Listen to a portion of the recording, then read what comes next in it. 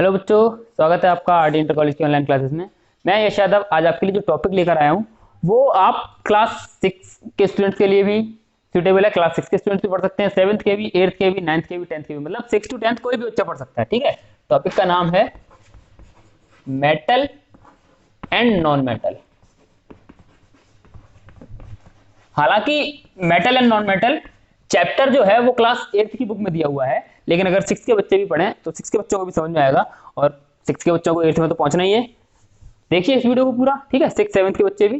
ठीक, metal and non metal, तो देखते हैं मेटल्स होते क्या है, नॉन मेटल्स होते क्या। सबसे पहले तो आप देख रहे होंगे बोर्ड हमारा अलग है, व्हाइट बोर्ड से हम ग्रीन बोर्ड पे आ गए हैं। ठीक है, तो चेंजेस हैं थोड़े से, देखिए मेटल एंड नॉन मेटल। देखिए कुछ टॉपिक्स पढ़ेंगे इनके बारे में। सबसे पहले तो हार्डनेस।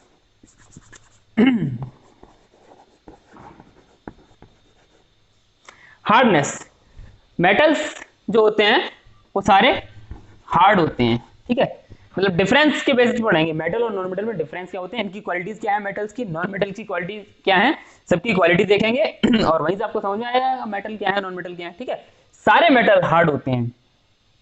अब मैं इंग्लिश में लिख रहा हूं तो कंफ्यूज मत होना, यूपी बोर्ड के बच्चे भी आसानी से समझ सकते हैं, बहुत ही आसान इंग्लिश है ये। हार्ड माने कठोर होता है, ठीक है, सबको पता है। हार्डनेस का मतलब कठोरता। ठीक है, सारे मेटल हार्ड होते हैं एक्सेप्ट, एक्सेप्ट मतलब छोड़कर, एक्सेप्ट किसे, Hg, मरकरी जो है वो हार्ड नहीं होता। मैं पूरा नाम लिखता हूं इसका, MERCUR, मरकरी जो है वो हार्ड नहीं होता। मरकरी क्या है, मरकरी लिक्विड होता है। ठीक, बाकी सारे मेटल सॉलिड हैं। सॉलिड का मतलब ठोस, ठीक, लिक्विड का मतलब द्रव। सारे मेटल ठोस हैं, मरकरी जो है वो लिक्विड है। और इसके अलावा गैलियम, गैलियम जो है, गैलियम भी लिक्विड है। ठीक, तो मरकरी और गैलियम दो मेटल ऐसे हैं जो लिक्विड हैं। इसके अलावा सारे मेटल ठोस हैं। ठीक, कोई भी मेटल गैस नहीं है, कोई भी मेटल गैस नहीं होता। Non metal, non metal solid भी होते हैं, लिक्विड भी होते हैं और गैसेस भी होती हैं। ठीक है, मोस्टली सॉलिड हैं, लिक्विड केवल एक है, कौन सा, ब्रोमीन। ठीक, और गैसेस भी। ठीक है, लिक्विड केवल एक ही है, ब्रोमीन, बाकी सॉलिड और गैस है। ठीक है, तो पहला डिफरेंस क्या है, मेटल्स जो हैं सारे मेटल हार्ड होते हैं यानी कठोर होते हैं, किसे छोड़कर, मरकरी और गैलियम को छोड़कर। ठीक, नॉन मेटल यानी अधातुएं जो हैं, इसको बोलते हैं धातुएं। हाँ, धातुएं, मेटल्स एंड नॉन मेटल्स, अधातुएं। धातुएं, अधातुएं आप जानते ही होंगे, आपने देखी होंगी अपने डेली यूजेस में। ठीक है, अब मैं उनमें डिफरेंस बता रहा हूं आपको, डिफरेंस कैसे करना है। तो पहला पॉइंट तो हो गया हार्डनेस। दूसरा भौतिक अवस्था, भौतिक अवस्था मतलब फिजिकल स्टेट, फिजिकल स्टेट। ठीक है, मैंने बताया सारे के सारे मेटल सॉलिड होते हैं। ठीक है, एक्सेप्ट केवल दो छोड़ करके, मरकरी यानी मरकरी का सिंबल होता है Hg और गैलियम का होता है सिंबल Ga। ठीक है, मरकरी और गैलियम इन दो को छोड़ करके सारे मेटल्स जो हैं सारे के सारे सॉलिड हैं। ठीक है, ये दोनों क्या हैं, ये दोनों लिक्विड हैं। ठीक, कोई भी मेटल गैस नहीं है। उसके अलावा non metal solid liquid gas सभी होते हैं। मैं इस पॉइंट में थोड़ा सा कंफ्यूज हो गया, यहाँ पर हार्डनेस की बात हो रही थी, फिजिकल स्टेट की नहीं। तो हार्डनेस में क्या है, नॉन मेटल जनरली सॉफ्ट होते हैं। ठीक है, नॉन मेटल जनरली सॉफ्ट होते हैं, लेकिन दुनिया का सबसे कठोर पदार्थ कौन सा है पता है आपको, दुनिया का सबसे कठोर पदार्थ डायमंड, हीरा। ठीक है, और डायमंड क्या है, एक नॉन मेटल है। तो ये क्या हो गया, एक्सेप्शन, इसका अपवाद हो गया। ठीक, सारे के सारे नॉन मेटल्स सॉफ्ट होते हैं एज कंपेरेबल टू मेटल्स, मतलब धातुओं की तुलना में अधातु जो होते हैं वो थोड़े मुलायम होते हैं। लेकिन डायमंड जो है वो दुनिया का सबसे कठोर पदार्थ है जो कि एक अधातु है, तो ये एक अपवाद हो गया। ठीक है, फिजिकल स्टेट की बात आएगी तो ये सॉलिड, लिक्विड, गैस तीनों होते हैं। सॉलिड, लिक्विड एंड गैस, इनमें लिक्विड केवल एक है, मैंने बताया ब्रोमीन, ब्रोमीन लिक्विड है। ठीक, बाकी सब सॉलिड और गैस। ठीक है, फिजिकल स्टेट के बाद अब बात आती है सोनोरस,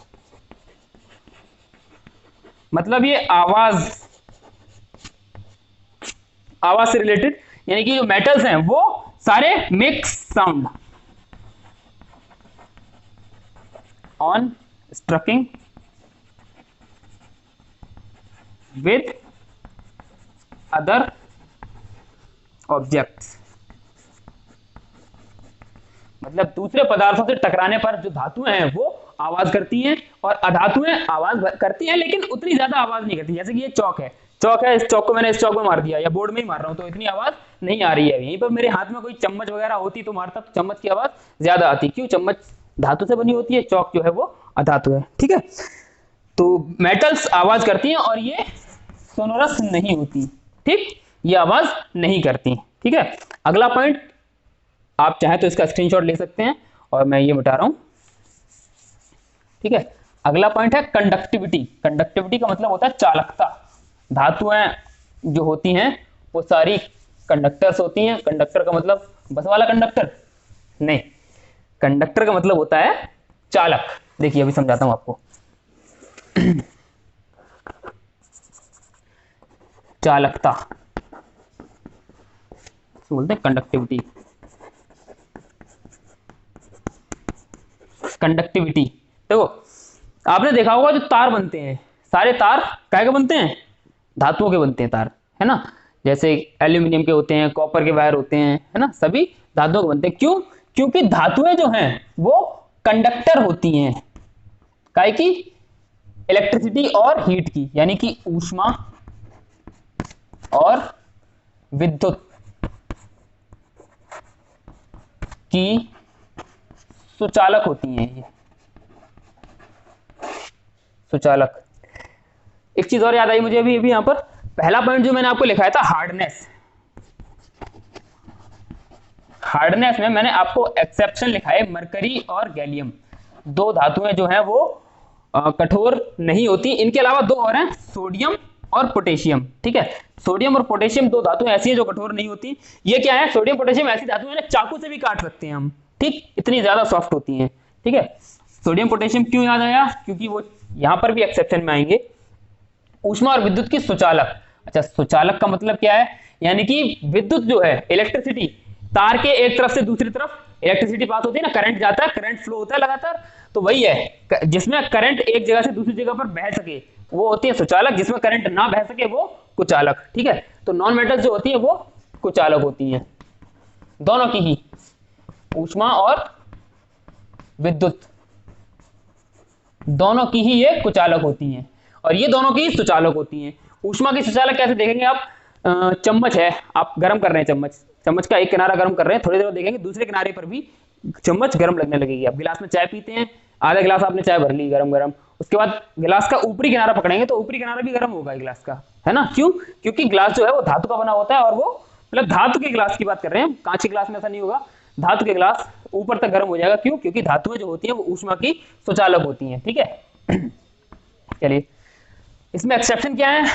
सोडियम और पोटेशियम। ठीक है, सोडियम और पोटेशियम दोनों ही जो हैं वो चालक नहीं होते हैं। और इसके अलावा एक और टंगस्टन,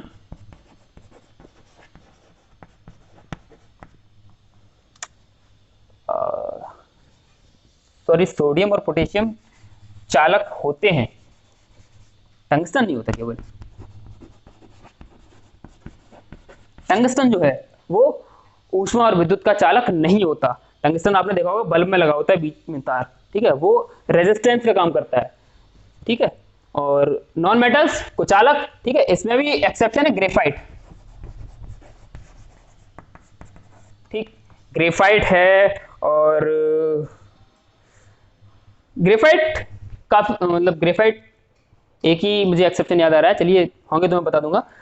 ग्रेफाइट क्या होता है? ग्रेफाइट आपने पेंसिल देखी होगी, पेंसिल जिससे हम लिखते हैं, पेंसिल का एक किनारा छील लीजिए, दूसरा किनारा छील लीजिए, दोनों किनारे छील लिए आपने। पेंसिल को अगर स्विच में लगाएंगे जिसमें चार्जिंग के लिए आप प्लग लगाते हैं ना, तो उसमें अगर डालेंगे आप और स्विच ऑन करते हैं तो पेंसिल की दूसरी तरफ भी करंट आएगा हल्का हल्का सा। ठीक है, पेंसिल में जो नोक होती है वो होती है ग्रेफाइट की, ग्रेफाइट की बनी हुई होती है। ऐसा क्यों होता है? क्योंकि ग्रेफाइट जो है उसमें से इलेक्ट्रॉन बह सकते हैं, करंट फ्लो हो सकता है।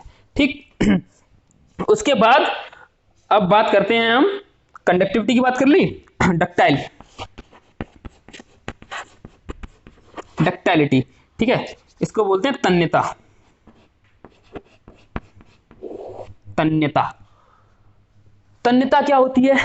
देखिए, धातुओं को खींचकर उनके तार बनाए जा सकते हैं, ठीक।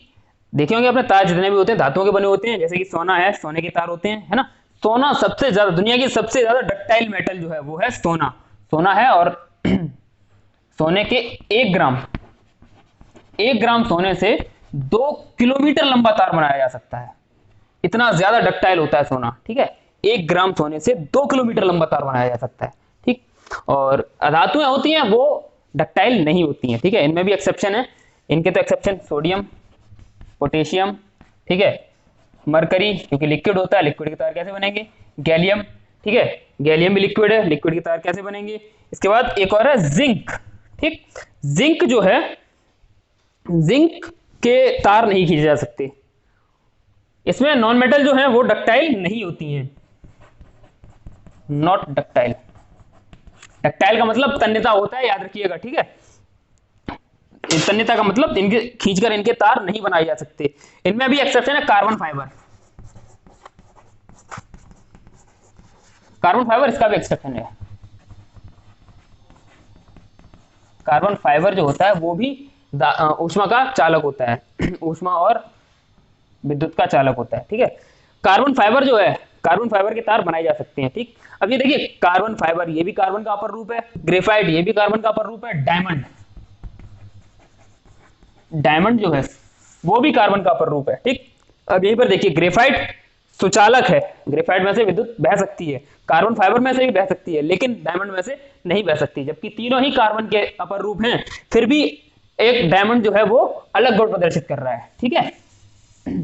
ये स्पेशलिटी है केमिस्ट्री की, एक्सेप्शंस भरे हुए हैं इसमें, आपको बस ध्यान रखने हैं कुछ चीजें और कोई भी प्रॉब्लम आपको नहीं होगी। इसके बाद शाइनिंग, अगला पॉइंट देखते हैं, शाइनिंग, शाइनी अहूजा, शाइनिंग। जो मेटल होते हैं वो सारे के सारे शाइन करते हैं, मेटल सारे शाइन करते हैं, शाइन का मतलब तो जानते होंगे, चमक, ठीक है। धातुओं में सभी में चमक होती है एक्सेप्ट वन, केवल लेड जो है, पीबी जिसका सिंबल होता है, लेड जो है वो चमक प्रदर्शित नहीं करता, लेड थोड़ा सा धुंधला होता है, ठीक है। लेड एक ऐसा धातु है जो शाइनी नहीं है। नॉन मेटल्स जो है वो जनरली नॉट शाइनी या डू नॉट शाइन, ठीक, ये जनरली शाइन नहीं करते, जनरली चमकते नहीं है नॉन मेटल। इनमें भी एक्सेप्शन है, देखिए, एक तो डायमंड ही है, ठीक है, दूसरा ग्रेफाइट, ठीक है, तीसरा आयोडीन, ठीक। डायमंड, ग्रेफाइट और आयोडीन, ये तीन जो हैं ये चमकते हैं, ठीक। डायमंड में भी चमक होती है, ग्रेफाइट में भी चमक होती है, और आयोडीन में भी थोड़ी सी चमक होती है क्रिस्टल की जैसी, ठीक है। चालकता हो गया, डक्टिलिटी होगी, शाइन भी हो गया। चलिए अगला पॉइंट, मैलिएबिलिटी। देखिए, मैलिएबिलिटी क्या होता है? मैलिएबिलिटी मतलब आघात वर्धनीयता। देखिए समझाते हैं आपको अभी। आघात का मतलब चोट करना, वर्धनीयता का मतलब बढ़ना, यानी आघात करने पर बढ़ते हैं। धातुओं पर चोट करें तो धातुएं बढ़ती हैं। कैसे? देखना, आप कभी भी एक घर पे वायर मिले आपको कोई, तो वायर उठाना और उसपे जमीन पर रखना, उस पर हथौड़े से अटैक, मतलब वार करना हथौड़े से, उस पर अटैक करना, तो मतलब अलग ही सेंस हो जाएगा। चलिए लिखते हैं मैलिएबिलिटी। मैं दूसरे कॉलम में घुस गया हूं। चलो, मैलिएबिलिटी को हिंदी में बोलते हैं आघात वर्धनीयता। आघात वर्धनीयता, ठीक है। आघात वर्धनीयता मतलब आघात करने पर बढ़ते हैं। तो मैं बता रहा था आपको कि तार लेना, जमीन पे रखना, उस पर आघात करना, चोट करना हथौड़े से, तो क्या होगा? वो चपटा हो जाएगा, है ना। गोल होगा तो वो चपटा हो जाएगा। और यहीं पर आप कोई नॉन मेटल लेना, जैसे कि ये चौक है, ये नॉन मेटल है, इसे रख दिया हमने, इस पर अगर हम आघात करेंगे तो ये क्या होगा? ये टूट जाएगा, है ना। तो धातुएं जो हैं वो आघात करने पर बढ़ जाती हैं, मतलब फैल जाती हैं। इसीलिए धातुओं को पीट पीट कर इनकी चादरें बनाई जा सकती हैं, ठीक है। धातुओं की चादरें बनाई जा सकती हैं, लेकिन नॉन मेटल्स की चादरें नहीं बनाई जा सकती। तो इसमें ये होती है मैलिएबल, यानी कि ये आघात वर्धनीय होती हैं, ठीक है। ये मैलिएबल होती हैं और ये नहीं होती, ठीक, ये नहीं होती। अच्छा, इसमें भी एक्सेप्शन है, अपवाद है। एक्सेप्शन का मतलब होता है अपवाद। अपवाद क्या है? मरकरी, मरकरी जो है लिक्विड है, ठीक है, लिक्विड क्या ही बढ़ेगा। गैलियम, गैलियम भी लिक्विड है। इसके बाद जिंक जो है, जिंक टूट जाता है, ब्रिटल होता है। जिंक जो है वो आघात करने पर टूट जाता है, ठीक है। जिंक के अलावा सोडियम, पोटेशियम, ठीक, ये सारे जो हैं ये अपवाद हैं। अच्छा, नॉन मेटल्स में आघात करने पर ये टूट जाती हैं, लेकिन इसमें जो अपवाद है वो है कार्बन फाइबर। कार्बन फाइबर की चादरें बनाते हैं और वो यूज होती हैं कार वगैरह बनाने में, स्पोर्ट्स कार और वो सब चीजें, ठीक है। चलो अगला point, melting and boiling point. Melting and boiling point. Melting point को हिंदी में बोलते हैं गलनांक और बॉइलिंग पॉइंट को बोलते हैं क्वथनांक, ठीक है। गलनांक मतलब जिस ताप पर कोई भी पदार्थ गलने लगे वो गलनांक होता है। क्वथनांक मतलब जिस ताप पर कोई भी पदार्थ उबलने लगे वो होता है उसका क्वथनांक, ठीक है। धातुओं के गलनांक और क्वथनांक बहुत उच्च होते हैं, बहुत हाई होते हैं, ठीक है। अधातुओं के गलनांक और क्वथनांक बहुत मतलब ज्यादा हाई नहीं होते, तो इसे हम निम्न लिख सकते हैं, ठीक है। अधातुओं के गलनांक और क्वथनांक काफी कम होते हैं। इसमें एक्सेप्शन क्या है? अपवाद क्या है? अपवाद, आई होप यहां तक आपको दिखाई दे रहा होगा। नीचे मैं बोल रहा हूं, ना दिखाई दे रहा हो तो फिर लिख लीजिए आप, मरकरी और गैलियम, ठीक है। और इसके अपवाद जो हैं, इसका अपवाद है carbon fibre, carbon fibre, boron और सिलिकॉन, ठीक है। कार्बन फाइबर, बोरॉन और सिलिकॉन, ठीक, ये हो गए इसके अपवाद। इनके जो गलनांक और क्वथनांक होते हैं बहुत ज्यादा ऊंचे होते हैं, हाई होते हैं, ठीक है। ये पॉइंट हो गया। अब अगला पॉइंट, अगला पॉइंट, हाँ, अगला पॉइंट क्लास 6, 7, 8 के बच्चों की समझ में नहीं आएगा, क्लास 10th के बच्चों को अच्छे से समझ में आएगा अगर उन्होंने अच्छे से पढ़ाई की है तो बस एक पॉइंट जो है वो क्लास 10th के लिए मैं यहाँ पर बता रहा हूँ। वीडियो छोड़ के मत भाग जाना 6, 7, 8 वालों, देखना पूरा है। देखिए, इलेक्ट्रॉनिक कॉन्फ़िगरेशन, इलेक्ट्रॉनिक कॉन्फ़िगरेशन यानी कि इलेक्ट्रॉनिक विन्यास। इलेक्ट्रॉनिक विन्यास आपने किया है ना, पहली कक्षा में 2 इलेक्ट्रॉन, दूसरी कक्षा में 8 इलेक्ट्रॉन, तीसरी में 8, फिर 2, 8, 8, 18, 18, 32 ऐसे करके चलता है। तो देखिए, इलेक्ट्रॉनिक कॉन्फ़िगरेशन जो है धातुओं का जो इलेक्ट्रॉनिक कॉन्फ़िगरेशन होता है, यानी कि संयोजी कक्षा में, संयोजी कक्षा, संयोजी कक्षा को इंग्लिश में बोलते हैं valency shell. Valence shell, valence shell क्या होती है? सबसे बाहर वाली कक्षा, कोई भी इलेक्ट्रॉन है, जैसे मैं यहां पर बनाता हूं, ठीक है। सोडियम का, देखिए सोडियम Na11 इलेक्ट्रॉनिक विन्यास करेंगे, 2, 8, 1, 8 और 2 10 और 1 11 इलेक्ट्रॉन, 11 हो गए। बाहर वाली कक्षा, पहली कक्षा ये, दूसरी कक्षा ये, तीसरी कक्षा ये, बाहर वाली कक्षा हो गई तीसरी, ठीक है। तीसरी कक्षा में 1 इलेक्ट्रॉन, ठीक। तो सबसे बाहर वाली कक्षा जो होती है, सबसे बाहर वाली शेल, उसे बोलते हैं संयोजी कक्षा, वैलेंस शेल, ठीक है। उसमें 1, 2 या 3 इलेक्ट्रॉन होते हैं। धातुओं में 1, 2 या 3 इलेक्ट्रॉन होते हैं, और जबकि नॉन मेटल में 5, 6, 7, हाँ 4, 5, 6, 7 इलेक्ट्रॉन होते हैं बाहर वाली कक्षा में। इसमें अपवाद क्या है? अपवाद जो है वो है हाइड्रोजन। हाइड्रोजन के पास 1 इलेक्ट्रॉन होता है, ठीक है। तो बाहर वाली कक्षा कह लो, उसकी पहली कक्षा कह लो, कुछ भी कह लो, हाइड्रोजन की 1 ही कक्षा होती है, उसमें 1 इलेक्ट्रॉन होता है, लेकिन हाइड्रोजन क्या है?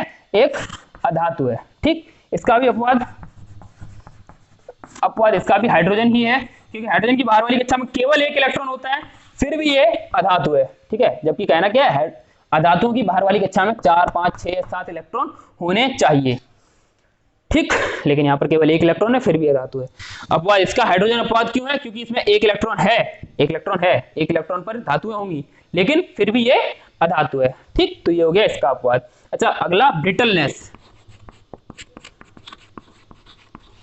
ब्रिटलनेस यानी कि ये इन पर थोड़ा सा प्रेशर लगाने पर ये टूट जा, मतलब ब्रिटलनेस प्रेशर लगाने पर जो कंडीशन हो, तो धातुएं क्या होती हैं? धातुएं ब्रिटल नहीं होती हैं, नॉट ब्रिटल। इन पर प्रेशर लगाएं तो धातुएं टूटती नहीं है, लेकिन अधातुएं जो होती हैं ये ब्रिटल होती हैं। ठीक है, ब्रिटल होती हैं, इन पर प्रेशर लगाएं तो ये टूट जाती हैं, अधातुएं टूट जाती हैं, धातुएं नहीं टूटती हैं। इसमें भी अपवाद, एक्सेप्शन, इसका अपवाद है जिंक। जिंक पर अगर प्रेशर लगाएं तो जिंक टूट जाता है। और नॉन मेटल, इसका अपवाद क्या है? हाइड्रोजन, हीलियम, ठीक है, नियॉन, क्लोरीन, मतलब जितनी भी गैसें हैं, सभी गैसें हैं। गैसें कहां से टूटेंगी? गैस तो हवा में होती हैं, वो कैसे टूट सकती हैं? ठीक है, तो गैसों पर अगर प्रेशर लगाएंगे तो वो नहीं टूटेंगी। ठीक है, एंड ऑल गैसेस लिख दूं यहाँ पे,